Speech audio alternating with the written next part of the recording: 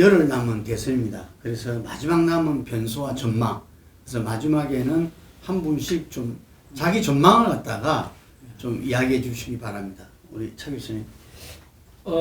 결국은 이번 선거에서 중요한 부분이 고도잖아요. 예. 고도라는 측면에서 보면 이게 지금 사자 고도로 갈 것이냐, 실질적인 양자 고도로 갈 것이냐, 이 부분인데, 그거와 관련해서 결국 단일화 부분인데, 단일화는 저는 윤석열 후보가 이기기 위해서는 분명히 필요하다 생각이고, 더 나아가서는 앞서 우리 황소장이 이야기한 것처럼 집권 이후의 과정까지 생각을 한다면, 저는 이렇게 단일화는 필수라고 생각하는데, 문제는 그것이 과연 가능할 수 있을 것이냐. 그리고 실제 설사 단일화가 된다 하더라도 앞서 제가 말씀드린 대로 국민적 감동이 그만큼 크게 97년도와 2002년만큼 일어날 것이냐, 그 부분은 지켜볼 필요가 있는 것이고요.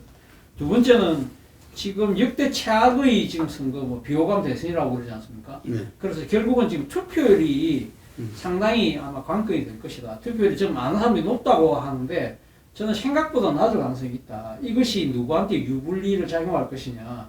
예를 들면 지금 아무래도 투표율이 낮을 경우에는 어느 세대에서 투표율이 많이 빠질 것이냐. 이런 부분들도 상당히 선거의 키를 좌지우지할 것이다. 세 번째는 결국 코로나 상황이거든요. 네. 코로나 상황인데 지금 코로나와 관련해서 지금 어제 밤에 추경 약 17조 규모의 추경이 통과됐는데, 여기서 지금 자영업자들이 350만 원씩 주겠다, 300만 원씩 주겠다는 거 아닙니까? 바로 지급한다. 예, 바로 지급한다는데, 이 부분에 대해서 자영업자들을 비롯한 국민들이 어떻게 판단할 것이냐. 이것이 그러니까 자영업자들 입장에서는 자신들의 손실 보상을 완전히 해주는 게 아니고 이거로 떼고 가는 거 아니냐? 아니면 진짜 이거라도 주니까 고맙다고 생각할 것인지, 이익에 대한 파급 효과, 이것도 중요한 것 같고요. 또 하나는 지금 샤이 이재명, 샤이 이재명이 과연 있느냐 이 부분인데, 저 개인적으로 저는 샤이 이재명은 거의 이제는 없다는 생각이 들어요. 다 결집할 때 결집했다고 하는데, 지금 민주당 쪽에서는 상당히 희망적 사고로 샤이 이재명이 있다고 이야기하니까 그 부분도 상당히 중요할 것 같고요. 그리고 또 하나가 지금 결정적인 한방입니다. 지금 오늘도 계속적으로 지금 대장동 관련해서 나오지 않습니까? 지금 JTBC가 어제 저녁부터 지금 그 부산저축은행 관련해서 윤석열 후보와 관련된 조모식 지금 보도를 하고 있거든요. 오늘 후속 보도를 할 것 같아요. 그런 부분들이 과연 어떻게 될 것이냐. 그리고 또 지금 GH 경기주택도시공사의 합숙소 문제, 이 부분과 관련한 또 김혜경씨 법카까지 연결되는 그런 부분들이 과연 결정적 한방이 될 것이냐. 그리고 마지막 변수, 우크라이나 전쟁이 발발할 것이냐. 우크라이나 전쟁이 지금 도네츠크 공화국하고 이쪽에 지금 진입 명령을 내렸다고 그러는데, 실질적으로 우크라이나 전쟁이 발발할 경우에는 경제 여파가 엄청날 거거든요.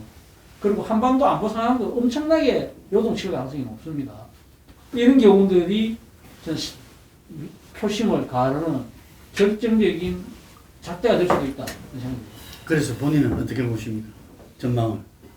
열어봐야 전망. 된다. 열어봐야 된다. 예, 알겠습니다. 예. 저는 백중을 봐요. 백중. 선거 처음 시작할 때 했던 이야기가 이번에는 보수 이름으로, 진보 이름으로 총집결하는 최후의 혈투가 될 거다.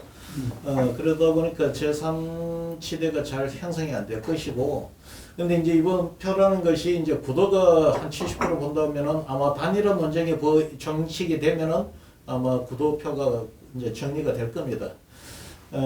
지금 이념을 봐도 보수 진보가 보면은 반반이고, 정당 지지율도 백중이고, 구도를 결정하는 변수들이 보면은 거의 백중 지세를 형성하고, 그 과정에서 아까 이야기했던 비문 친문 간의 느슨한 그 결집이 윤석열 그 적폐 발언으로 이제 결집까지 이루어지고, 이러다 보니까 거의 구도는 거의 비슷해지는 구도가 가요. 딱 하나 남았는 게 이제 단일화인데, 단일화가 꺼져가는 불씨가 살아날지 여부가 이제 관건이고, 그러고 나면은 후보 요인인데, 후보 요인은 나는 딱 보면은 후보의 당에서의 위치, 후보 개인의 문제, 부인의 문제, 공약의 문제, 정체성의 문제를 놓고 보면 그게 데칼코마니 찍어갖고 그냥 이렇게 딱 벌려놓은 거하고 똑같아요. 그러면 여기서 어떻게 되느냐, 미미한 차이에서 달리질 거다. 토론이 주목을 받지 못하지만 토론, 그 다음 소위 말하는 이 말실수, 그리고 그 캠프에 있는 사람들의 이 실체, 이런 것이 잔잔한 것들이 갈릴 것이고 구도 조직 문제는 투표율이 결정을 할 것이다. 단 제가 보건대는 90년대 2000년도는 그때 이래에서 보수는 조직, 진보는 바람.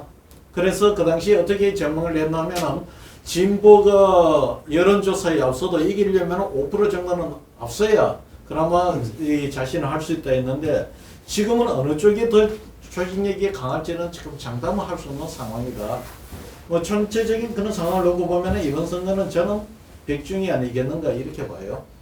이 조직 면에서는 뭐 어쨌든 지난 큰 선거 3번을 휩쓸었던 진보 쪽이 더 세지 않느냐 뭐 이런 분석도 있더라고요. 예, 그죠? 그러니까 지방 의원이나 단체장이나 뭐 이런 부분들에 대해서 그 압도하고 있으니까 예, 그 투표율은 어느 정도 예측하십니까? 투표율.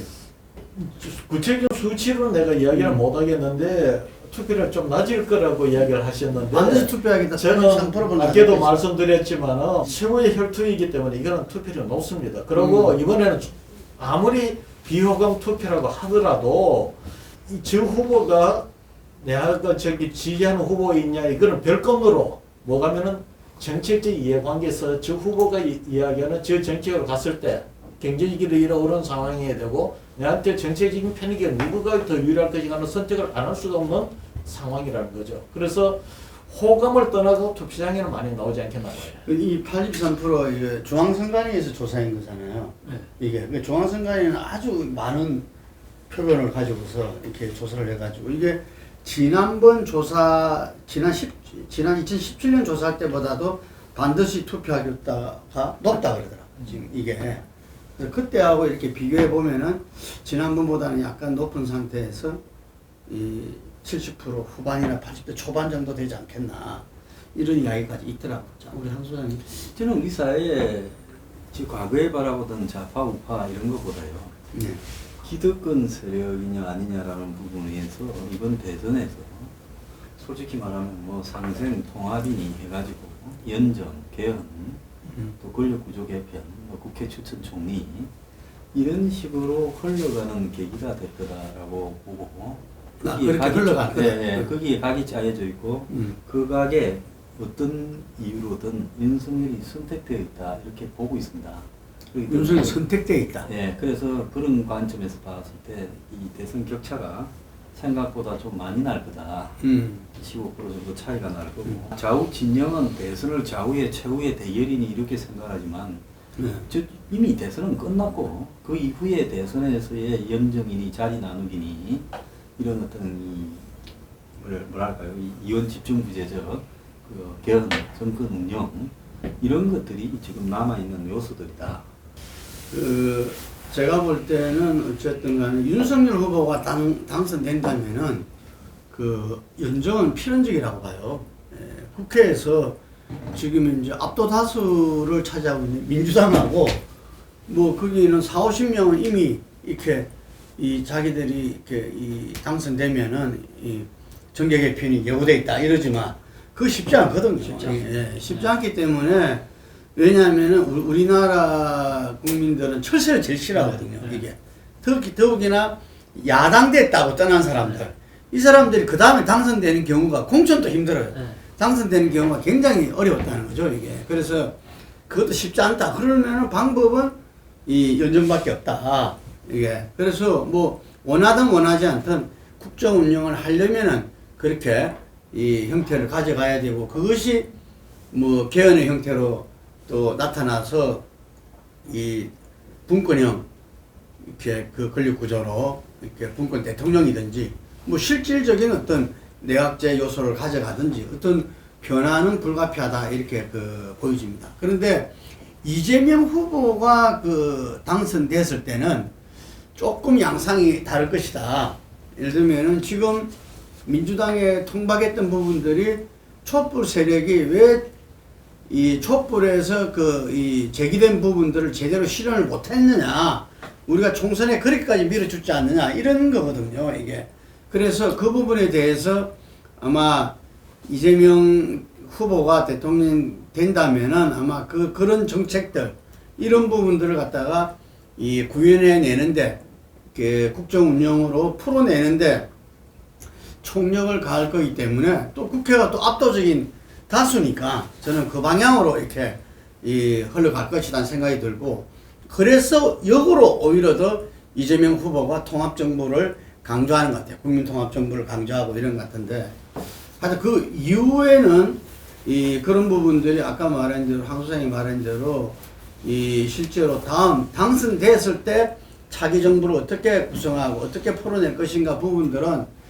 이전에 보면은 우리나라 대통령 선거가 워낙 서로 간에 제로섬 게임이다 보니까 그걸 생각하고 그거를 갖다 준비하는 팀이 없었다는 게 나중에 보면은 그게 상당히 국정 운영의 이 준비 안 됨이었다. 뭐 이런 걸 해고록에서도 많이 봤잖아요.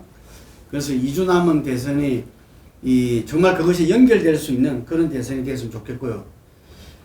아까 뭐 우리 차 교수라든지 우리 홍 소장님이 구도라든지 뭐 이런 인물 이런 부분들에 대해서 이야기를 많이 하시는데, 사이 이재명과 사이 윤석열의 존재, 우리가 이 한길과 조사에 의하면은 상당히 흔히 말해서 부동표를 할 수 있는 투표할 후보가 없다, 잘 모르겠다는 것이 한 4%에 불과해요, 이게.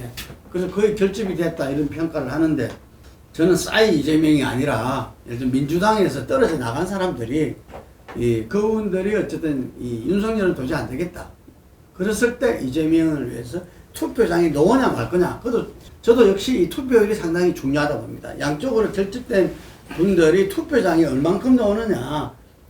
그래서 거기에 의해서 좀 판가름 나지 않겠나 싶어요. 그 단일화 부분들은 안쪽이나 윤쪽에서 지금 마지막 그 문을 안 닫은 게 실제로 지금 이제 그 박빙 상태에서 여러 가지 국민 지지율의 변화들이 이렇게 지켜보면서 주말 정도에는 아마 그 최종적인 어떤 그 결과가 나오지 않겠나 싶은데, 이게는 상당히 정치적 상상력이 있어야 되고, 그 부분을 안철수 후보는 단일화를 많이 겪었잖아요. 많이 겪었기 때문에 윤 쪽의 국힘 쪽의 어떤 자안에 대해서 진정성을 갖다가 이렇게 가장 중심적으로 보게 될 것이다. 그래서 그럴 때는 아마 이준석 당대표의 어떤 실질적인 역할 전환 동반돼야 되지 않겠나 이런 생각이 되는데, 어쨌든 그것은 마지막까지 지켜봐야 된다고 봅니다. 그래서 제가 생각하기에는 단일화가 됐을 때는 윤석열 후보의 넉넉한, 아까 한 소장은 15%라 했는데 어쨌든 두 자릿수 우세도 가능하다고 보여지고요. 단일화가 안 됐을 때는 박빙 이재명 후보의 우세가 저는 예상된다고 봅니다.